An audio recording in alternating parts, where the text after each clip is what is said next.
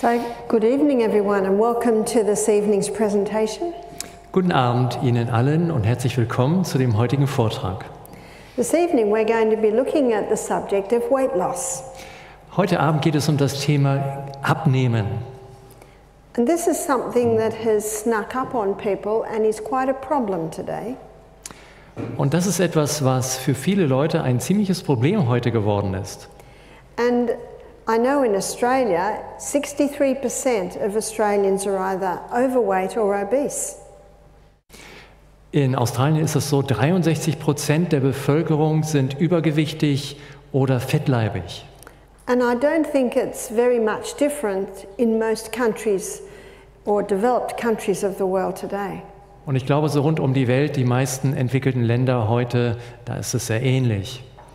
In fact, another problem has arisen, which is malnutrition B.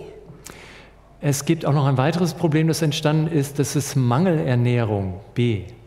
Malnutrition A is in the underdeveloped country where there's not enough food. Mangelernährung A, das trifft man in Dritte Welt, in unterentwickelten Ländern an, wo es einfach nicht genug Nahrung gibt. Malnutrition B is being found in developed countries where people have an abundance of food. Mangelernährung B findet sich in Ländern unter einer Bevölkerung, wo es eine Hülle und Fülle von Nahrung gibt. And it's referring to the fact that these people are eating a lot of food, but they're suffering from a form of malnutrition. Und das bedeutet, diese Menschen haben eigentlich alles zur Verfügung, sie haben ausreichend Nahrung und trotzdem bekommen sie nicht genug Nährstoffe. The fact is, they're eating a lot of food, but the food does not contain nutrition. Sie essen eigentlich ausreichend Nahrung, aber diese Nahrung enthält nicht mehr genug. It does not contain the nutrients that the body requires to function efficiently. Der Körper erhält einfach nicht mehr die Nährstoffe, die er braucht, um ordentlich zu funktionieren. And often, the people who are suffering from malnutrition are overweight. Und oft ist es so, dass die Leute, die an dieser Mangelernährung leiden, übergewichtig sind. So what I'd like to look at food that's been eaten today. Wir wollen uns also heute anschauen, wie wir uns eigentlich ernähren. And never in the history of mankind have human beings eaten so many carbohydrates. Noch nie in der Menschheitsgeschichte haben Menschen so viele Kohlenhydrate zu sich genommen wie heute. So let's have a look at the carbohydrates that people are eating. Schauen wir uns also die Kohlenhydrate mal genauer an, die man heute zu sich nimmt. And I'd like to begin with breakfast. Beginnen wir mit dem Frühstück. Most people today for breakfast are having cereal. Die meisten Leute heutzutage haben Cerealien, Müsli zum Frühstück. Or bread. Oder Brot. And because the cereal and the bread don't last very long, mid-morning they're reaching for cakes or biscuits. Und weil so ein Brot oder etwas Müsli nicht sehr lange anhält, dann ist der Vormittag noch nicht um, da greifen sie schon nach Kuchen oder Keksen. So I've said cakes here, but this includes muffins, croissants, cookies, biscuits, all of that. Ich habe hier mal Kuchen angeschrieben, aber da sind auch die Croissants mit drin und die Muffins und so weiter, alles mögliche Gebäck. Now we're moving on to lunch now, pasta and pizza. Dann geht es zum Mittagessen. Was gibt es? Pizza, Pasta, Nudeln. And the ever popular bread. Und natürlich das Brot darf nicht fehlen. Also rice, potatoes. Oder es gibt Reis, Kartoffeln. And what's in many foods today is the refined sugar. Und natürlich viele Nahrungsmittel heute enthalten raffinierten Zucker. And I don't think anyone chose to eat this way. I think it's just a convenient way to eat. Und ich denke auch nicht, dass jetzt jemand sich vorgenommen hat, ich will mich genauso ernähren, sondern es ist einfach recht bequem. All of these foods break down in the gastrointestinal tract to a singular structure called glucose. All diese Produkte werden im Verdauungstrakt aufgespalten zur Glucose. And now the glucose gets taken to the cell. Diese Glucose kommt jetzt in die Zelle hinein. And once the glucose gets into the cell, it goes through a 20-step pathway. In der Zelle wird sie dann umgebaut in einem Prozess, der hat 20 Schritte. And this gives 2 units of energy. Und danach entstehen 2 Einheiten Energie. And the end result of the 20-step pathway is a chemical form of glucose called pyruvate. Nach 20 Schritten entsteht eine chemische Form von Glucose, die heißt Pyruvat. And it gets fed into the 8-step pathway, which delivers 36 units of energy. Dann wird ein weiterer Umwandlungspfad angestoßen, der ist 8 Schritte lang und er liefert 36 Einheiten Energie. This is the first place where the glucose is sent to the cell. Das ist der erste Ort, wo die Glucose hingelangt, das ist die Zelle. To run through the energy pathways. Und dort wird sie eben durch diese Energiepfade, durch diese Pfade geschleust und erzeugt Energie. The 8-step pathway is called the aerobic pathway because it uses oxygen. Der 8-Schritte-Weg wird aerobisch genannt, weil er mit Sauerstoff funktioniert. The 20-step pathway is called an anaerobic pathway because it does not use oxygen. Und der 20-Schritte-Weg ist anaerobisch und das heißt, er funktioniert ohne Sauerstoff. But only so much glucose can be used through the energy cycles. Aber die Zelle kann natürlich auch nur begrenzt in diesen Energiezyklen Glucose verarbeiten. The excess is stored as glycogen. Und das, was zu viel ist, wird gespeichert als Glykogen. So glycogen is a name given to quick-release glucose stores. Das sind also Glukosespeicher, die sehr schnell Zucker freisetzen können. These are little molecules of glucose just waiting, especially in the muscle cell, to be called upon. Das sind also so kleine Speicher von Glucose, besonders findet man die in Muskelzellen und bei Bedarf werden sie freigesetzt. That's our first line of backup when we're running out of fuel, is the glycogen stores. Diese Glykogenspeicher sind sozusagen die erste Energiereserve, wenn wir mehr Energie brauchen. Especially when we start to move the body and need more glucose. Besonders wenn wir stark anfangen, uns zu bewegen, sportliche Betätigung, wir brauchen mehr Brennstoff. So the body grabs those little molecules of glucose and runs them through the energy pathway. Dann greift sich der Körper eben diese kleinen Glukosespeicher und sie werden durch diese Energiepfade dann verbrannt. But on a high carbohydrate diet, we've still got glucose left over. Aber wenn man viele Kohlenhydrate zu sich nimmt, dann hat man immer noch Glucose übrig. And so all the excess the body stores as fat.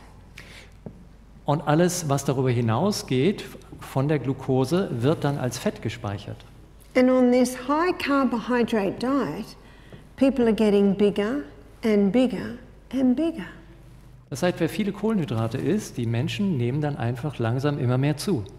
What I've given you here is the basic science. Ich habe hier einfach mal die wissenschaftlich angezeichnet, was da im Grunde abläuft. And you can see by what I've shown you that fat doesn't make you fat.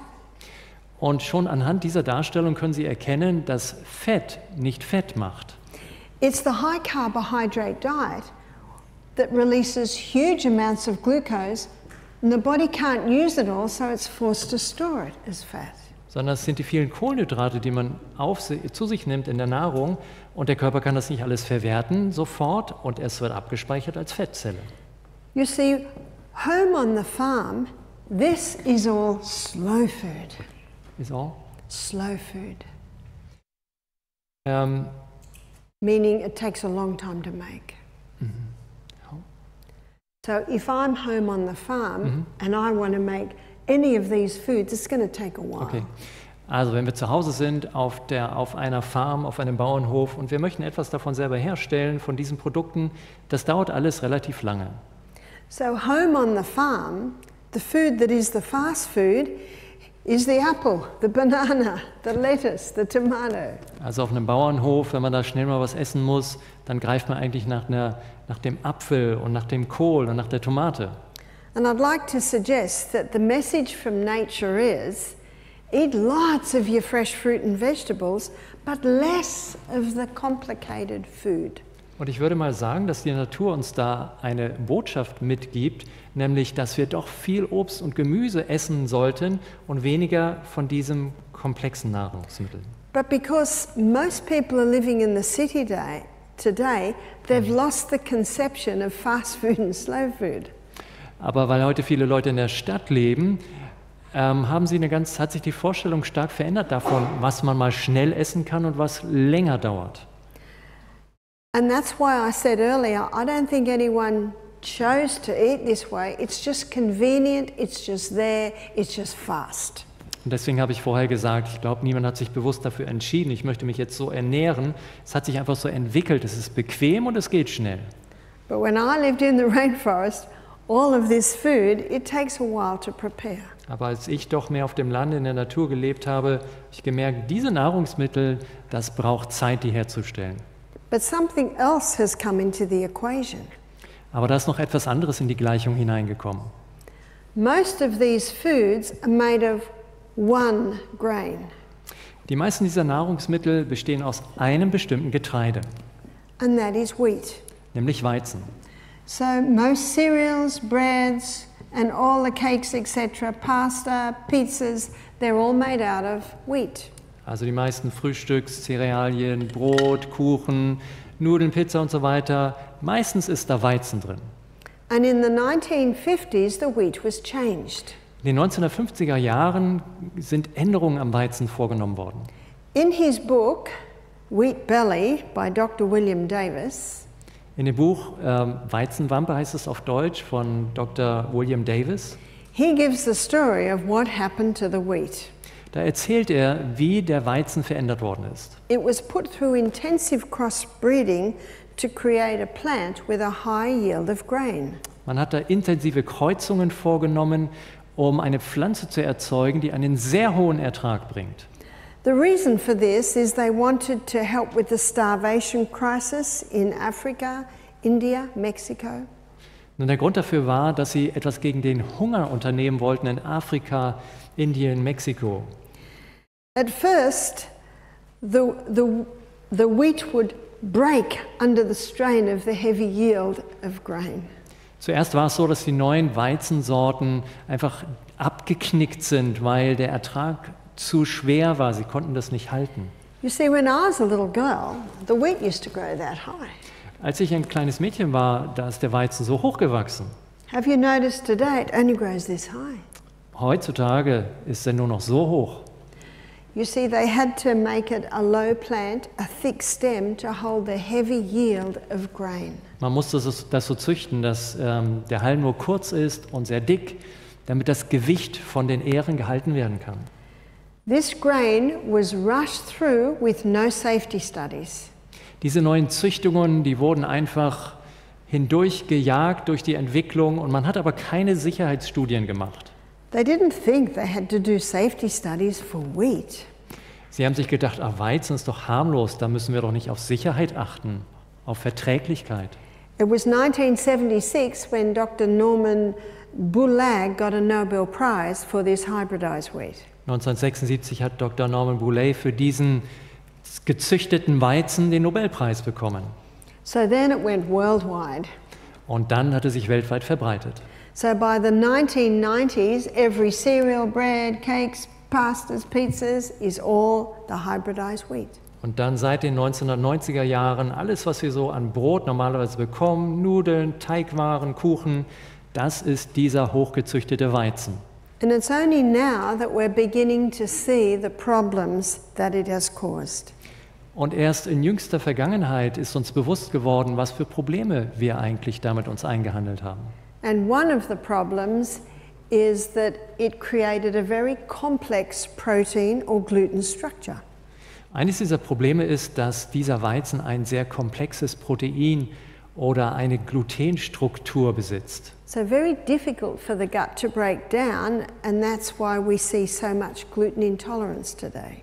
Und die ist sehr schwer verdaulich und deswegen haben so viele Menschen heute eine Glutenunverträglichkeit. I have a friend who's a physician and she just retired at the age of 78. Ich habe eine Freundin, sie ist Ärztin und sie ist jetzt gerade mit 78 Jahren in den Ruhestand gegangen. She said to me, 40 years ago, you never heard of gluten intolerance. Sie sagte, vor 40 Jahren, Glutenunverträglichkeit, das gab es gar nicht. 20 years, it was just starting to appear. Vor 20 Jahren, naja, da kam so langsam auf. But today, it is very common. Aber heute ist es sehr verbreitet. And you will notice it's about the same time that the hybridized wheat was used. Und vielleicht ist Ihnen aufgefallen, ist genau derselbe Zeitverlauf, als dieser hochgezüchtete Weizen eingeführt wurde. But how does this play a role in weight gain? Aber was hat das jetzt zu tun mit Gewichtszunahme? The other change that was made in the structure is the starch structure. Dieser Weizen, da gab es noch eine neue Struktur, die verändert worden ist, und zwar die Stärke.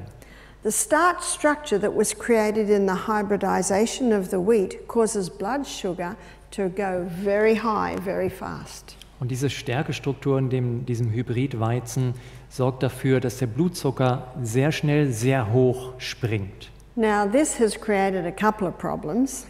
Das hat für eine ganze Reihe Probleme gesorgt. One is it's a big contributing factor with diabetes. Eines ist, dass es ein wichtiger Faktor ist bei der Entstehung von Diabetes. But the other one is weight gain and obesity. Aber der andere ist natürlich, dass die Menschen zunehmen und fettleibig werden.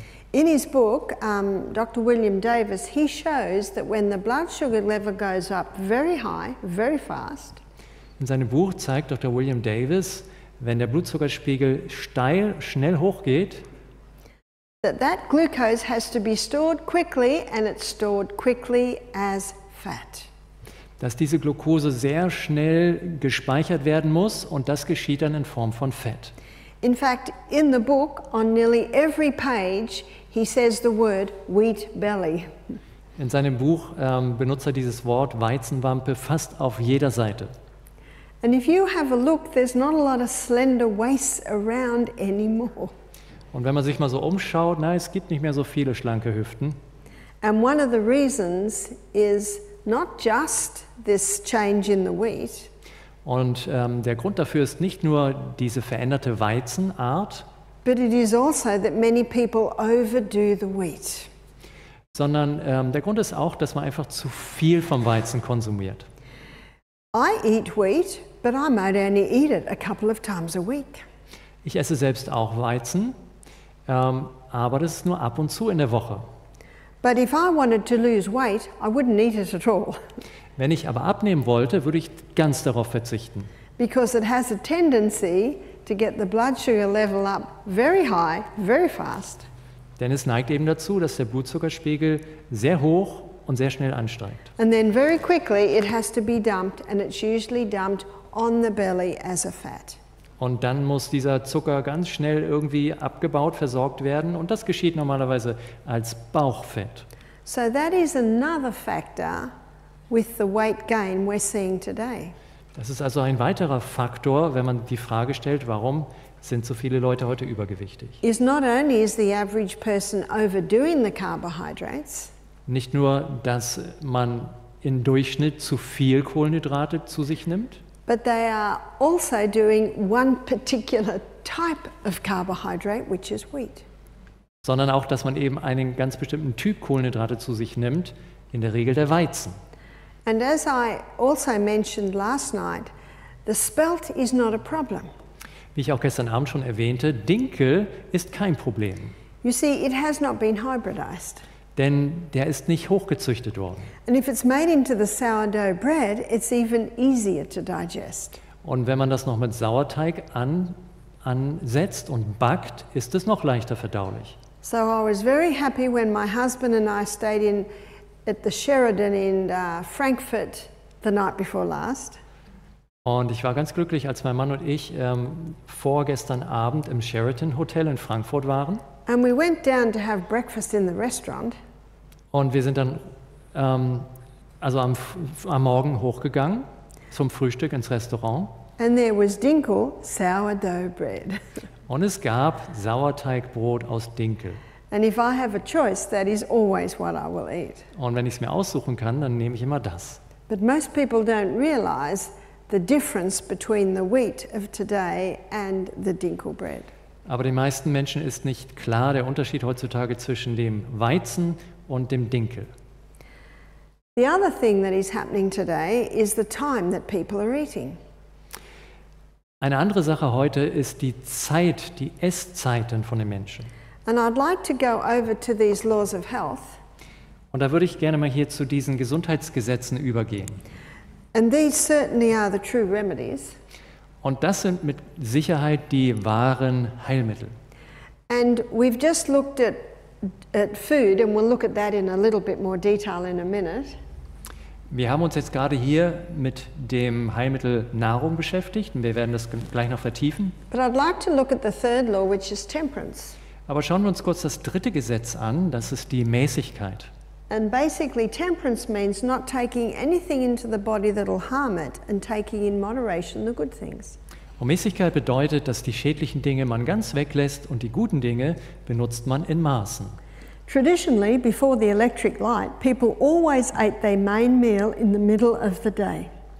Traditionell war es so, bevor es noch elektrisches Licht gab, da wurde die zweite oder letzte Mahlzeit am Tag immer so am Nachmittag zu sich genommen. It's the most sensible time to eat. Und das ist auch eine sehr vernünftige Zeit zum Essen. To eat the large meal at the end of the day makes no sense at all. Denn wenn man eine große Mahlzeit am Ende des Tages zu sich nimmt, das macht eigentlich keinen Sinn. So when I look at temperance, I think of moderation in the good things. Also Mäßigkeit bedeutet, die guten Sachen zu sich nehmen, aber in Maßen. So this is moderation in eating. Und das hat was zu tun mit Mäßigkeit im Essen. And as the old saying goes, we should eat breakfast like a king, lunch like a queen, and tea like a pauper. Und wie das alte Sprichwort sagt, man sollte frühstücken wie ein Kaiser, Mittag wie ein König, aber abends wie ein Bettler essen. And with this busy lifestyle today, many people skip on breakfast, skip on lunch, and then the tea is the king and the queen together. Aber heutzutage, alle Leute sind so beschäftigt und so in Hektik, dass sie das Frühstück meistens auslassen, vielleicht sogar das Mittagessen, und dann am Abend wird richtig gespeist. And it makes no sense to fuel up the living machinery at the end of your journey, which is the end of the day. Aber das macht ja nicht viel Sinn, wenn man fast am Ende der Reise ist, am Ende des Tages, und dann viel Proviant zu sich nimmt. But when we eat breakfast like a king and lunch like a queen and tea like a pauper, when we go to sleep, there's no food in the stomach. Aber wenn wir früh essen wie ein Kaiser, mittags wie ein König und abends wie ein Bettler, dann ist keine Nahrung mehr im Magen, wenn wir uns ins Bett legen. If we go to bed with a full stomach of food, Wenn wir zu Bett gehen und der Magen ist voll, the body has no choice but to store it, dann hat der Körper keine Wahl, er muss das speichern. because you're just laying down in bed. Denn wir machen ja nichts, wir liegen ja nur im Bett. You're not doing anything to use this fuel. Wir tun nichts, wir brauchen jetzt diesen Brennstoff nicht. The most popular way of eating today is called time-restricted eating. Eine sehr populäre Art, beliebte Art heute zu essen, ist, sich auf bestimmte Zeiten zu beschränken. And this is eating twice, 6 hours apart in a 24-hour day. Also man nennt das auch Intervallfasten, und das bedeutet, man isst nur zweimal am Tag, das ist 6 Stunden auseinander, und dann hat man eine 16-stündige Fasten- oder 18-stündige Fastenzeit. And it's proving to be very effective at weight loss. Und man hat gemerkt, dass das sehr effektiv ist, um Gewicht zu verlieren. And that's where timing is important. Und deswegen sind die Essenszeiten wichtig. So let's look at food again for a moment. Schauen wir uns nochmal die Ernährung an. So the 3 essential food groups Es gibt 3 essentielle Nahrungsgruppen. are fiber. Das sind Ballaststoffe. Fiber is essential because it slowly releases the glucose. Diese Faserstoffe, die sind deswegen wichtig, weil sie Glucose nur sehr langsam abgeben. And it's in your fruits and vegetables, your highest fiber foods, where you get a concentration of your minerals. Faserstoffe befinden sich besonders im Obst und Gemüse, und da kriegen wir auch unsere Mineralien her. Also, fiber helps to sweep the gastrointestinal tract and keep it moving regularly. Die Faserstoffe sorgen auch dafür, dass unser Verdauungstrakt sauber gehalten wird, dass er gut funktioniert. Another essential food group is protein. Eine weitere essentielle Nahrungsgruppe sind die Proteine. 50% of the membrane around every cell in the body is protein. Etwa 50% der Membran um jede einzelne Körperzelle besteht aus Proteinen. Our new cells are built up by protein. Und auch neue Zellen werden aus Proteinen aufgebaut. Protein is the building blocks of the human body. Proteine sind die Bausteine des menschlichen Körpers. You can't function without protein, you can't heal without protein. Ohne Proteine würden wir nicht funktionieren und es könnte auch nichts heilen. And the best proteins are your plant proteins. Und die besten Proteine sind Pflanzenproteine. So there's legumes Wir haben Hülsenfrüchte and nuts and seeds. und Nüsse und Samen. These are excellent forms of plant protein. Das sind hervorragende Proteinquellen. The third essential food group is fat. Die dritte essentielle Nahrungsmittelgruppe ist Fett. And unfortunately, because of the myth that fat causes heart disease, Und leider, weil der Mythos existiert, Fett würde zur Herzerkrankung führen, many people have stopped the fat. haben viele die Fette zur Seite gelegt. Now, there is one type of fat that will contribute to heart disease, Ja, es gibt tatsächlich eine Sorte Fett, die trägt zu Herzleiden bei. and that is the altered fat. Und das sind die veränderten Fette. They're fats that have been changed. Das sind nicht mehr, die haben nicht mehr den Originalzustand. You see, let's look at 100 years ago, Vor etwa 100 Jahren, preceding the Industrial Revolution, noch vor der industriellen Revolution, the most fats or oils that people ate were olive oil or coconut oil or butter. da waren die gebräuchlichen Fette entweder Olivenöl oder Kokosöl oder Butter. And did you know heart disease was rare? Und wissen Sie was? Damals gab es kaum Herzerkrankungen. But when the Industrial Revolution happened, they began to extract oil out of hard seeds. Aber mit der industriellen Revolution hat man begonnen, auch aus harten Samen Öl zu extrahieren.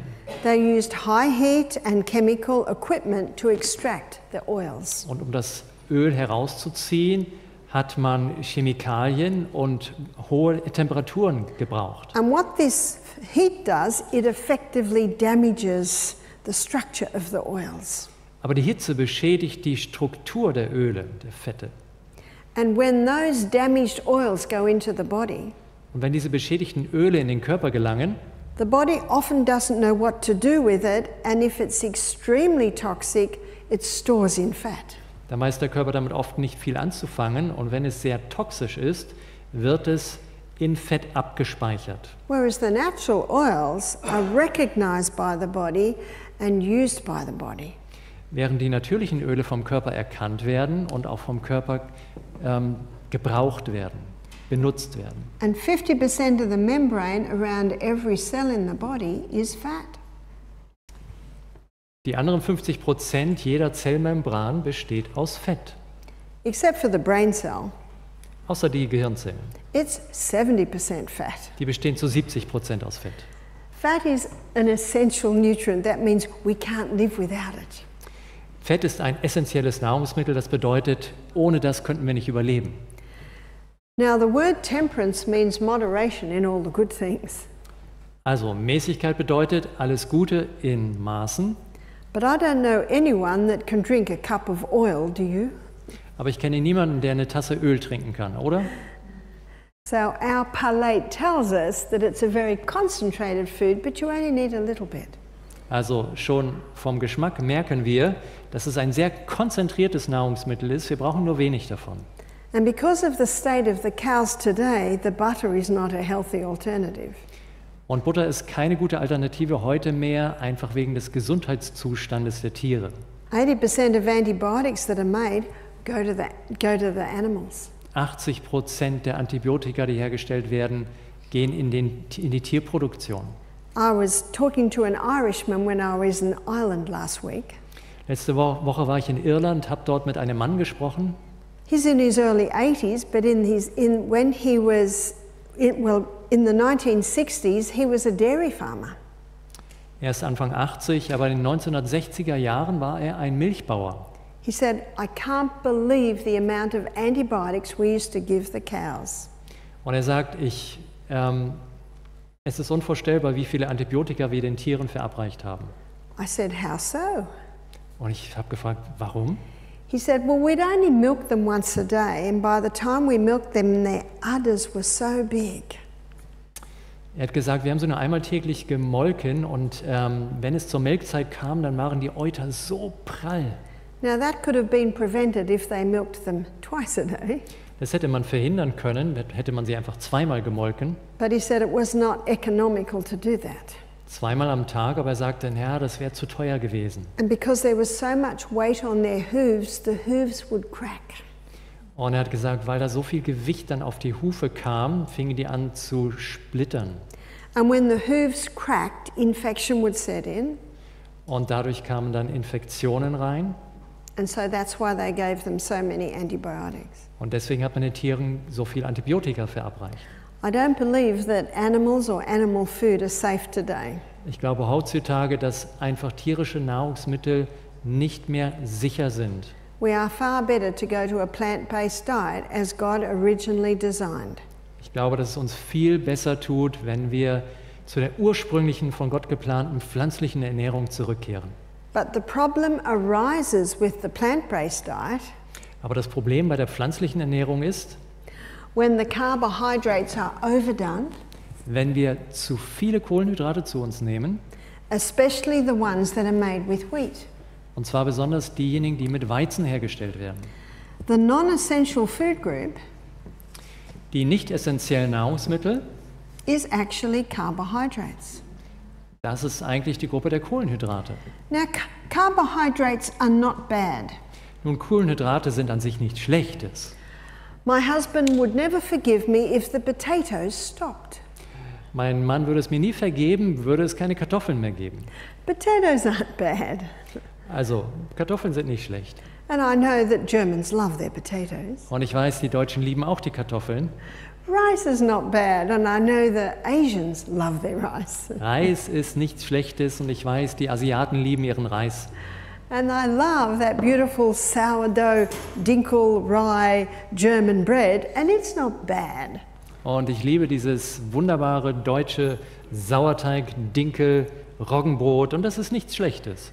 The problem arises when the carbohydrates are overdone and refined. Das Problem entsteht, wenn einfach zu viele Kohlenhydrate aufgenommen werden und wenn sie raffiniert sind. And you can see by what I've shown you here that that's a big contributing factor to the weight problem we have today.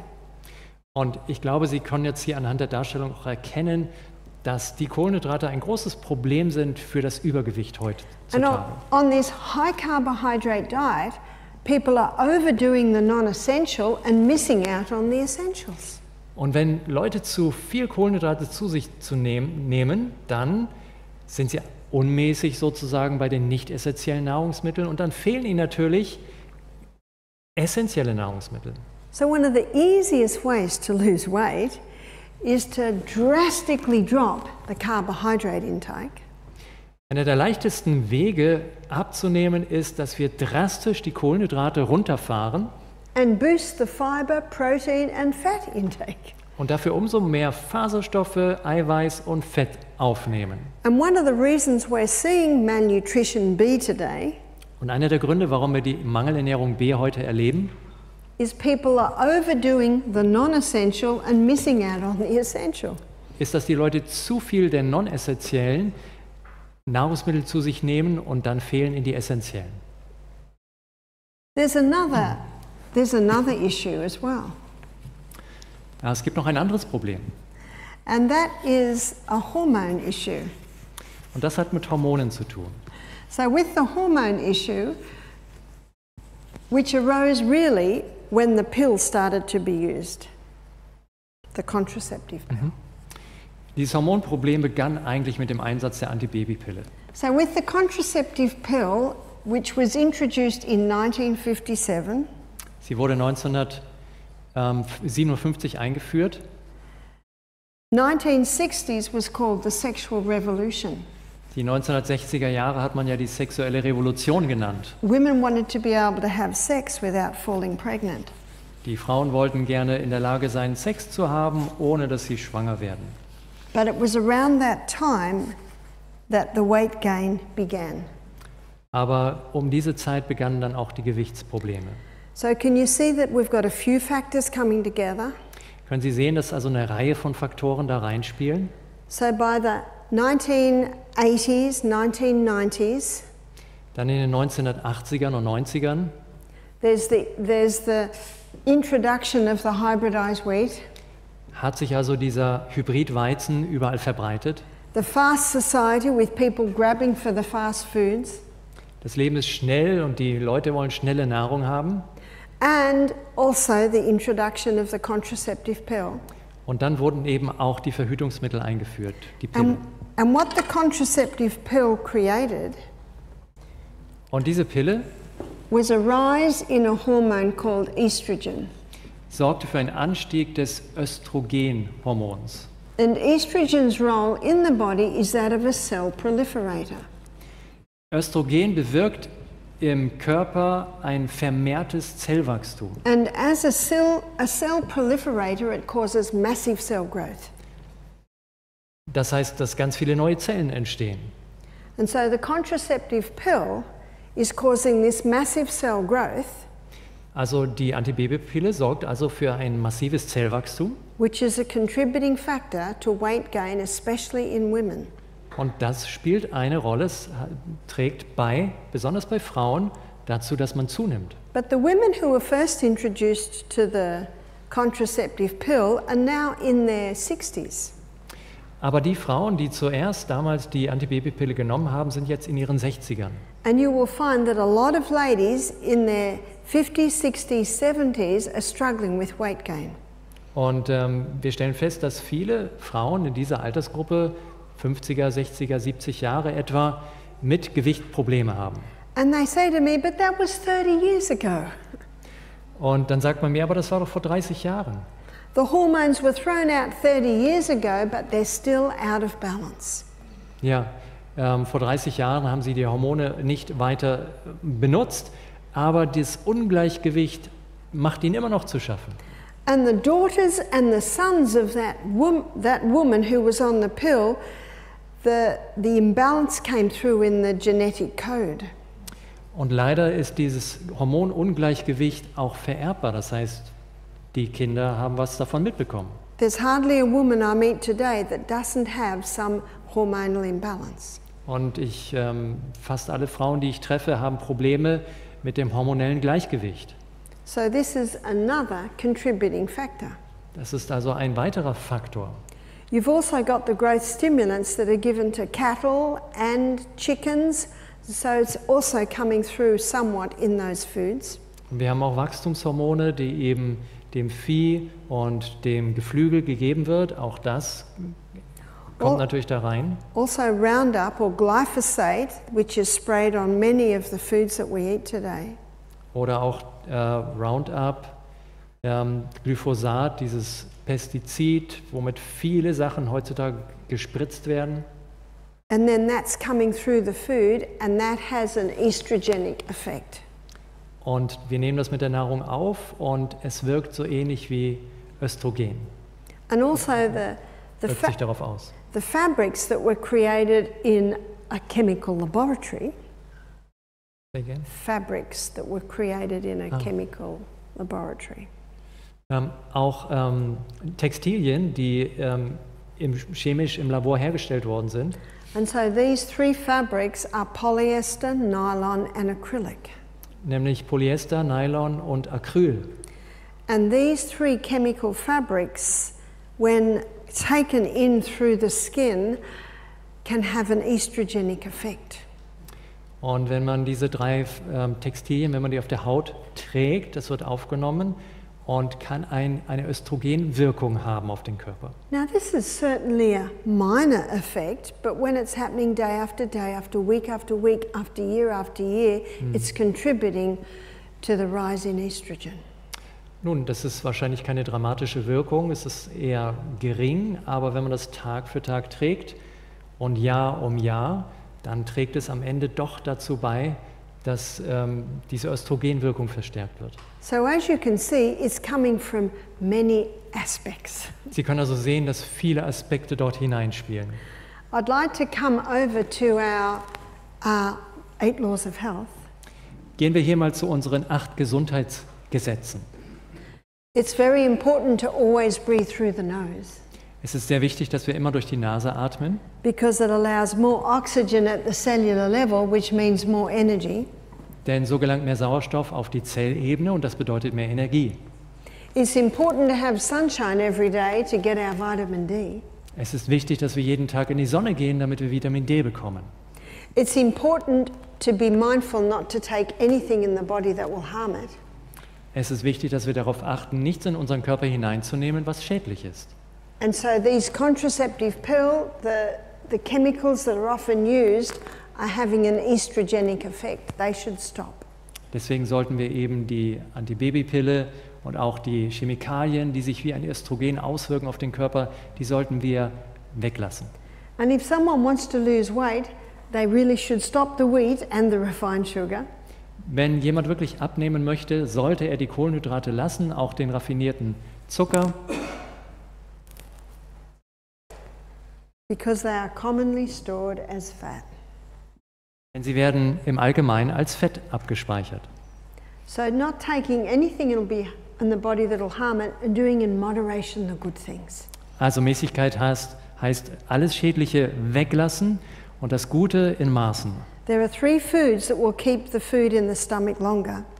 Es gibt 3 Nahrungsmittel, die dafür sorgen, dass die Nahrung länger im Magen bleibt. And these 3 food groups are fiber, protein and fat. Nämlich Faserstoffe, Proteine und Fett. Fiber, protein and fat give the feeling of satiation or satisfaction. Faserstoffe, Proteine und Fett sorgen dafür, dass man so ein Sättigungsgefühl hat, zufrieden ist. Which makes it easy to go 5 to 6 hours between meals. Und das macht es dann leicht, dass man zwischen den Mahlzeiten 5 bis 6 Stunden haben kann. One of the problems with the high carbohydrate diet is the person doesn't experience that. Ein Problem bei dieser stark kohlenhydrathaltigen Ernährung ist, dass das Sättigungsgefühl oft nicht erlebt wird. And so there is a tendency to keep nibbling or keep eating at this food. Und dann neigt man dazu, dass man immer wieder weiter isst oder zwischendurch was zu sich nimmt, knabbert. And even though there's still food in the stomach, the brain is giving hunger feelings because there's no nutrients in the stomach. Es ist zwar noch Nahrung im Magen, aber das Gehirn gibt schon wieder das Signal, ich habe Hunger, ich brauche etwas, weil da zu wenig Nährstoffe drin sind.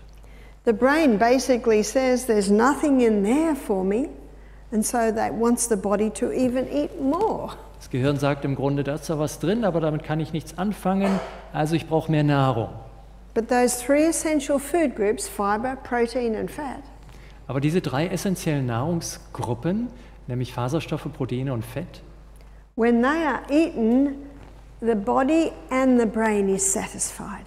wenn man sie zu sich nimmt, dann ist der Körper und auch das Gehirn zufrieden und satt. And it's very important when wanting to lose weight to prevent hunger. Und es ist ganz wichtig, wenn man abnehmen möchte, dass man Hunger vermeidet. And that's why eating breakfast like a king and lunch like a queen will prevent a large evening appetite. Und deswegen, wenn man zum Frühstück isst wie ein Kaiser und eine zweite Mahlzeit wie ein König, dann bekommt man abends wahrscheinlich keinen Appetit. And go to bed early, Und früh ins Bett gehen. because if you go to bed late, you'll get hungry. Denn wenn man spät ins Bett geht, bekommt man wieder Hunger. Go to bed early and allow the stomach to have a rest all night. Früh ins Bett gehen und gestatten Sie Ihrem Magen, dass er sich nachts auch ausruhen darf. And when it gets that rest all night and between meals, it works more efficiently. Und wenn der Magen diese Nachtruhe bekommt und auch zwischen den Mahlzeiten eine Ruhe, Erholungspause, dann wird er besser funktionieren.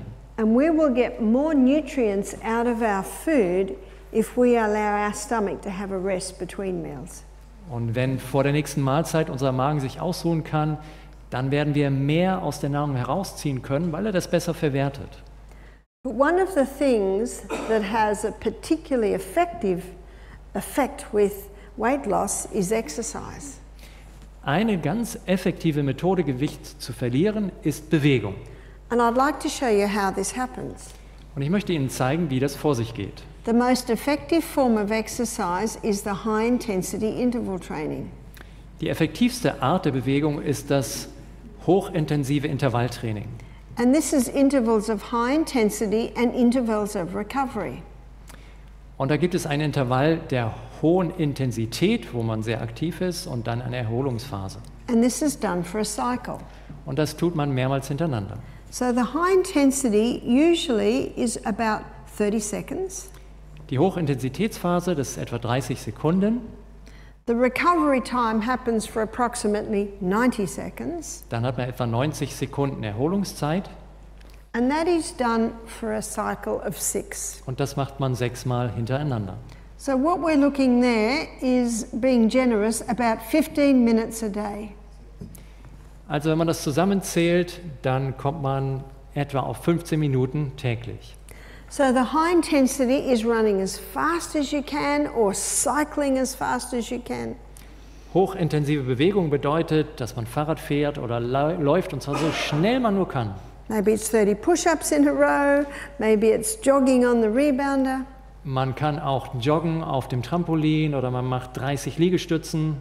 So it's anything that gets the heart rate up and the breathing more intense. Also jede Bewegungsart, die Herztätigkeit hochtreibt und wo man tief zu atmen beginnt. And remember, when you're doing that high intensity, make sure you're breathing only in and out through your nose.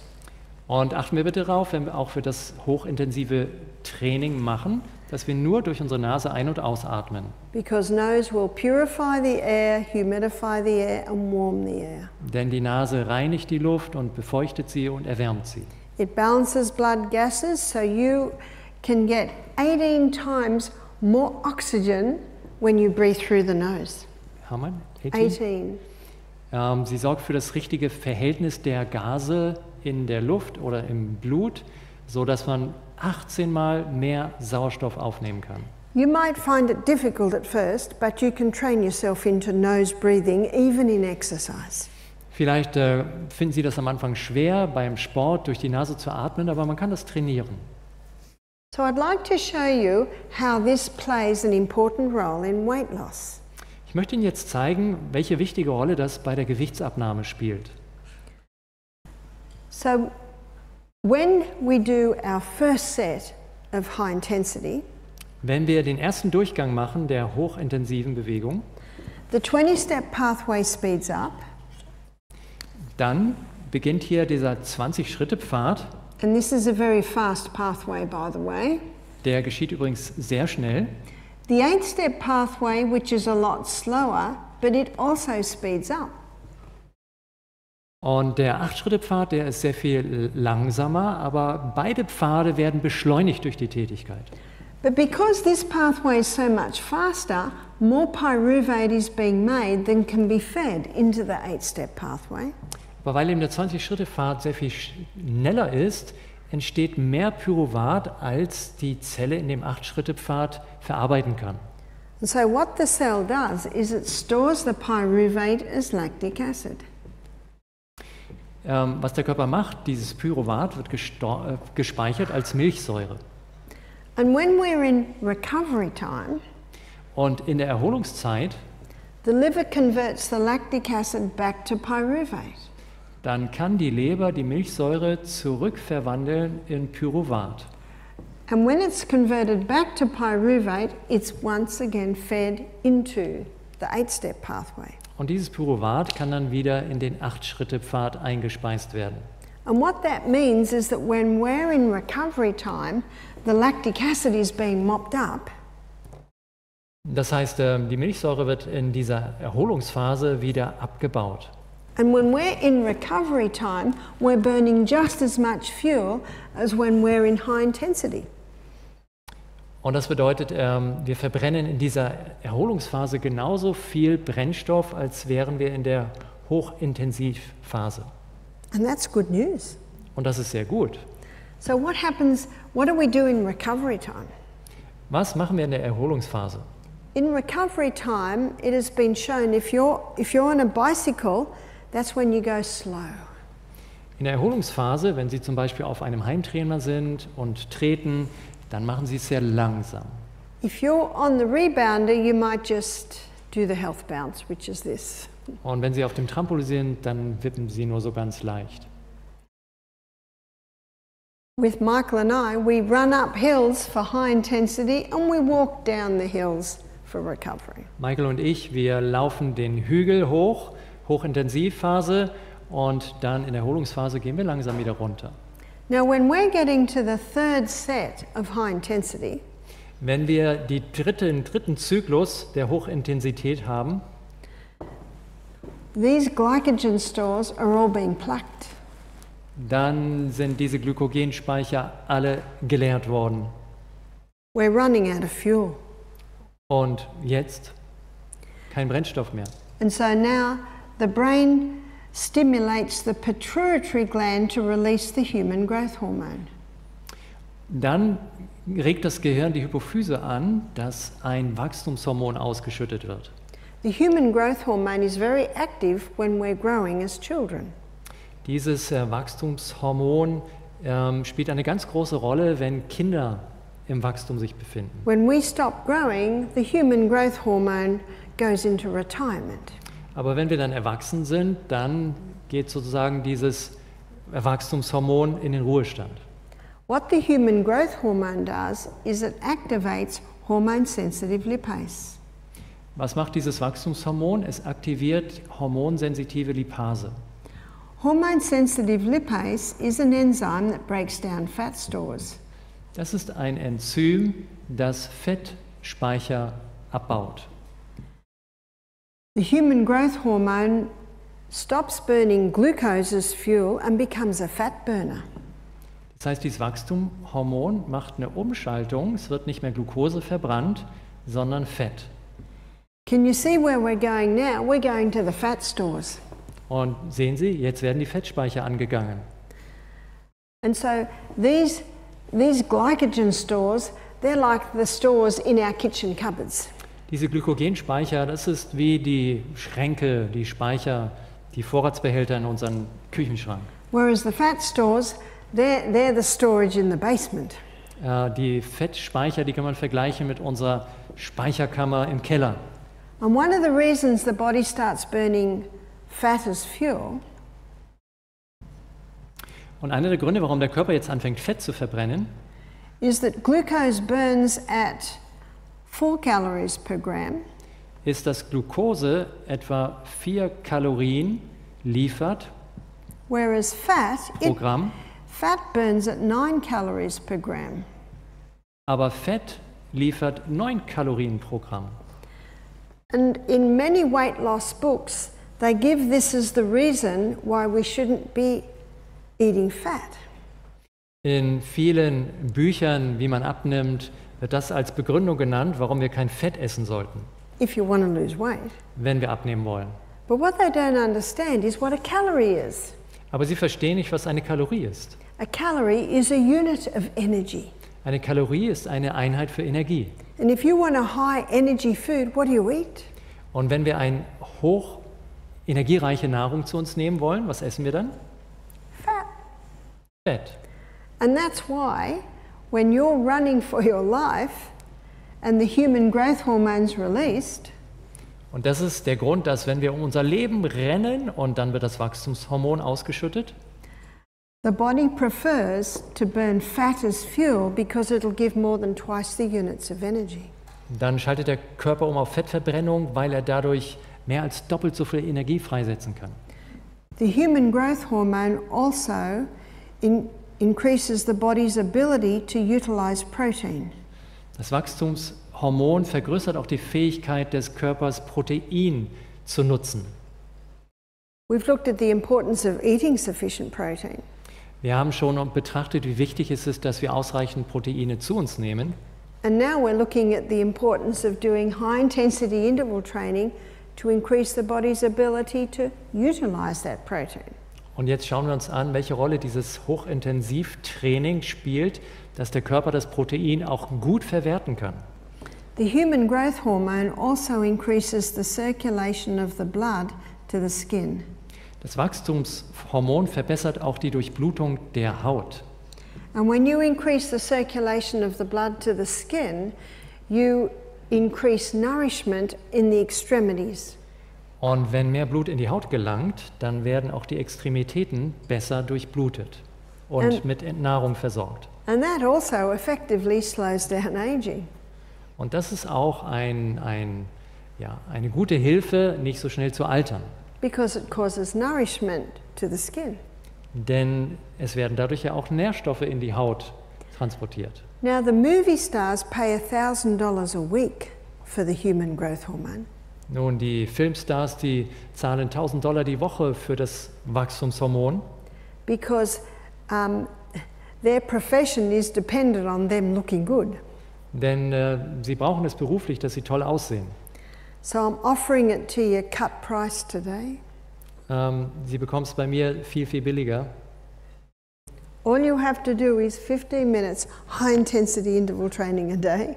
Alles, was Sie tun müssen, ist 15 Minuten Hochintensivtraining täglich. That will cause a release of the human growth hormone. Das wird das Wachstumshormon ausschütten. And it will remain active for 24 hours. Und das bleibt dann 24 Stunden lang aktiv. You will find that everything we need is actually in this body. Und Sie werden feststellen, alles, was wir brauchen, befindet sich bereits in unserem Körper.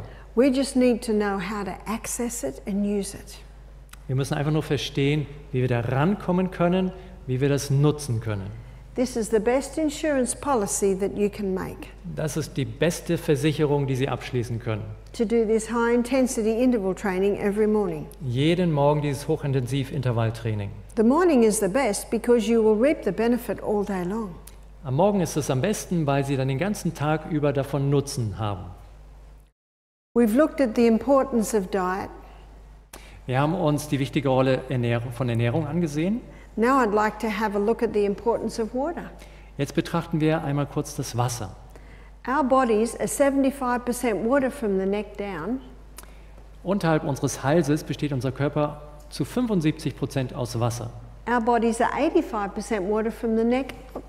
Und oberhalb des Halses sind es 85% Wasser. And there's no reserve tank on the back. The only water we have is the water we put in. Wir haben auch keinen Reservewassertank auf dem Rücken, sondern der Körper hat nur das Wasser, was wir aufnehmen.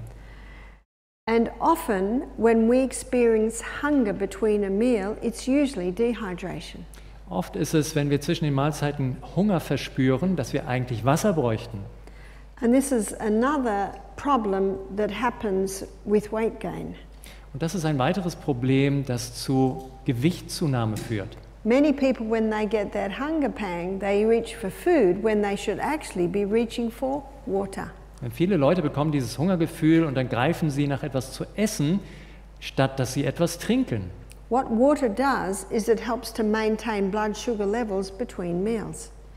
Das Wasser sorgt dafür, dass der Blutzuckerspiegel konstant gehalten wird zwischen den Mahlzeiten. To ensure that we get the most out of our food, Es sorgt auch dafür, dass wir unsere Nahrung bestmöglich verwerten. we should stop drinking about a half an hour before the meal. Damit es am besten verwertet ist, sollten wir das Wasser bis zu einer halben Stunde vor den Mahlzeiten trinken. And resume drinking water about an hour and a half after the meal. Und dann etwa 1,5 Stunden erst nach der Mahlzeit wieder trinken. We should be drinking approximately 8 glasses a day. Täglich sollten wir etwa 8 Gläser Wasser zu uns nehmen. If you're working out in the hot sun, maybe a little more. Wenn man draußen in der heißen Sonne arbeitet, sicher etwas mehr. And the more perspiration we lose, the more water we need. Und je mehr wir durch Schwitzen verlieren, desto mehr müssen wir auch Wasser zuführen. But that perspiration is salty, so we also need to replace salt. Und Schweiß ist auch salzig, das bedeutet, wir müssen auch die Salze wieder zu uns nehmen. And the hand-harvested Celtic salt is the highest mineral content salt. Und dieses von Hand hergestellte keltische Salz enthält am meisten Mineralien von allen. It's a hand-harvested sea salt from Brittany in France. Es ist handgeerntet, es kommt aus Großbritannien und Frankreich. It's hand-harvested in the old Celtic tradition. Und diese Handernte, die geschieht nach einer alten keltischen Tradition. And France recognizes its value, and it's made the whole site a heritage site. What site? Where they harvest the salt. Aha. In Brittany. Und das in France. Yeah. Und in Frankreich, da hat man also den Ort, wo das traditionellerweise produziert worden ist, das hat man zu einer Gedenkstätte gemacht, weil sie gesehen haben, wie wertvoll dieses Produkt ist. This is 4.5 million acres. Und das ist 4,5 Millionen Acres And that's the best. groß. That's the best salt, and we need salt. Es ist wirklich das beste Salz und wir brauchen unbedingt Salz. So between meals, have a little bit of Celtic salt, maybe the size of a sesame seed, before every glass of water. Also zwischen den Mahlzeiten, vor jedem Glas Wasser, nehmen Sie ein bisschen keltisches Salz zu sich, vielleicht so groß wie ein Sesamkörnchen. Now that brings us down to the last law, which is trust in divine power. Und das bringt uns zu dem letzten Punkt und das bedeutet Vertrauen in Gottes Kraft. And this takes into consideration stress, anxiety, and the part it plays in weight gain. Und hier geht es um Dinge wie Stress und Sorgen und welche Rolle das spielt bei Gewichtszunahme. The Bible says in 1 Thessalonians 5:18, Die Bibel sagt in 1. Thessalonicher 5, Vers 18, in everything give thanks, seid in allem dankbar, for this is the will of God in Christ Jesus concerning you. denn das ist der Wille Gottes für euch in Christus Jesus. Love who you are, love what you are, love your size right now. Habt euch liebt, liebt wer ihr seid, was ihr seid und liebt auch wie groß oder welches Gewicht ihr gerade habt. I believe that when we thank God for what we have, it frees His hands to work in our lives. Und ich glaube, wenn wir diese Dankbarkeit gegenüber Gott pflegen, dann geben wir ihm freie Hand, in unserem Leben zu wirken. You might not like the size you are, but if you're thankful for what you have, it enables you to start moving to weight loss. Vielleicht sind Sie nicht so zufrieden mit Ihrer Körperstatur im Moment, aber wenn Sie dankbar sind, dann ist es der erste Schritt hin zum Ideal. And you know what faith is? Faith is something that you haven't got yet. Und wissen Sie, was Glaube ist? Wir glauben an Dinge, die wir noch nicht in der Hand haben. And so the research now shows that when we have faith or hope in a more slender body, Und die Forscher zeigen uns, dass wenn wir an etwas glauben, wenn wir die Hoffnung haben, dass wir einmal schlanker sein werden, that the body starts working towards achieving that. dass der Körper sich dann darauf einstellt und auf dieses Ziel hinarbeitet. It doesn't mean you can sit in the cozy chair and eat a lot of carbohydrates thinking of a slender body. Das bedeutet natürlich nicht, dass wir uns bequem in den Sessel setzen und viele Kohlenhydrate zu uns nehmen und dann träumen wir von einem schlanken Körper. Sorry, it's not that simple. So einfach ist das nicht. But it's part of the whole package. Aber es spielt doch eine Rolle in diesem Gesamtpaket. And one more thing is about the hormones. Und noch etwas zu den Hormonen. You can buy a yam cream that works with the body to bring those estrogen levels down. Es gibt eine Creme, man kann die kaufen und die hilft dem Körper, den Östrogenlevel runterzufahren. Because as I showed you, the high estrogen is a factor in weight gain.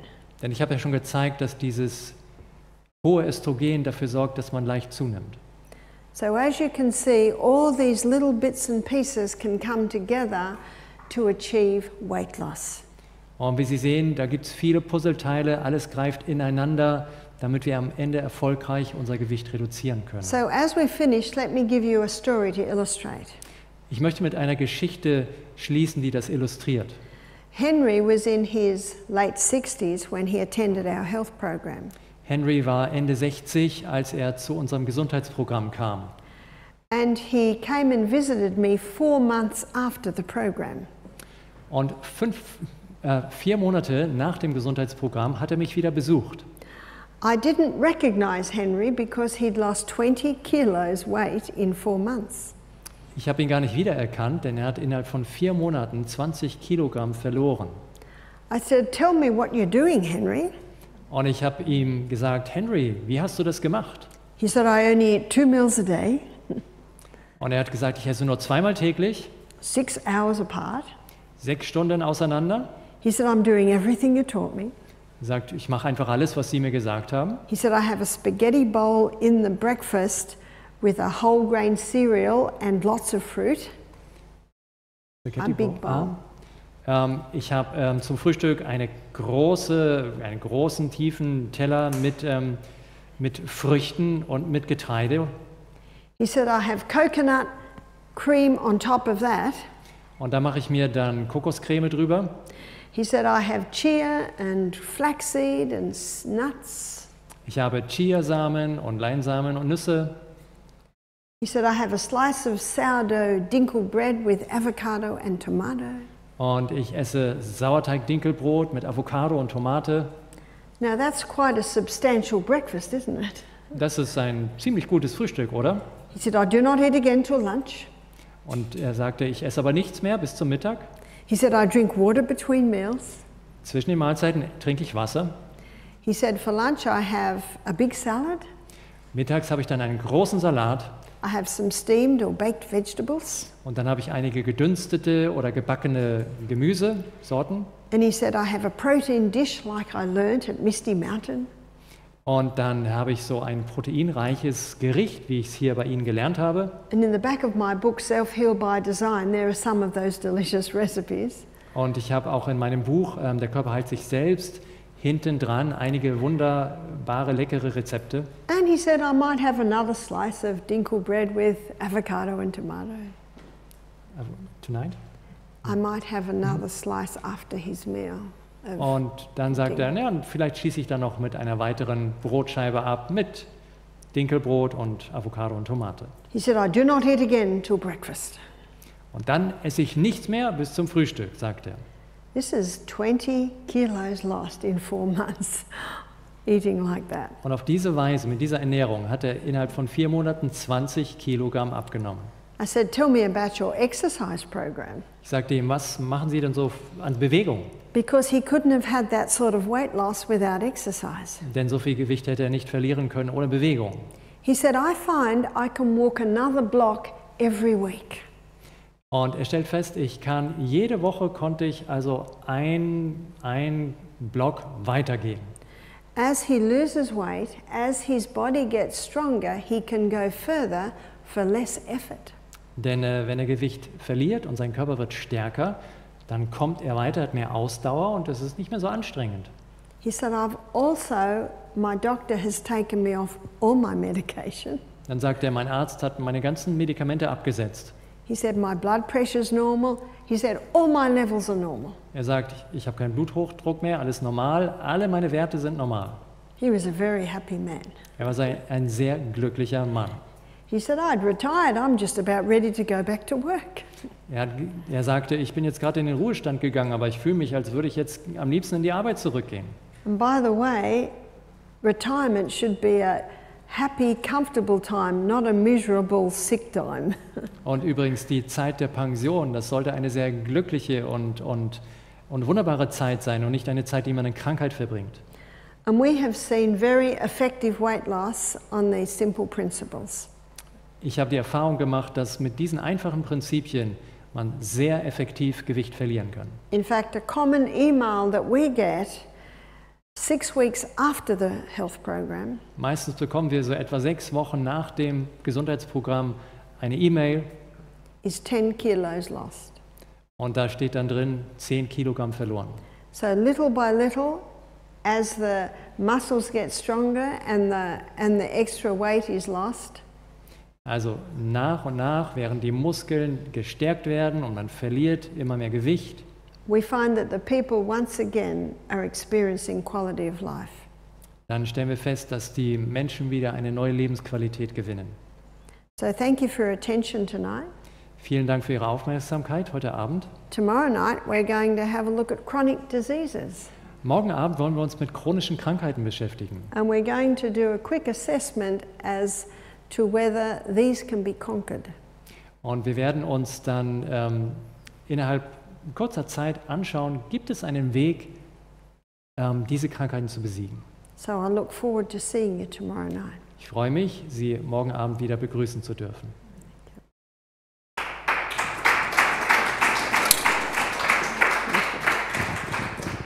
Vielen Dank, liebe Barbara. Ich habe mir wieder ein Kärtchen geschrieben mit 2, 3 Punkten, was ich sehr, sehr wichtig fand und interessant fand. Die wichtigsten essentiellen Nahrungsmittel für uns sind Ballaststoffe, Proteine und Fette. Und Kohlenhydrate sind nicht essentiell. Wieder was Neues gelernt. Und das einzige Ding, was wir vermeiden müssen, wenn wir abnehmen wollen, wer weiß das noch?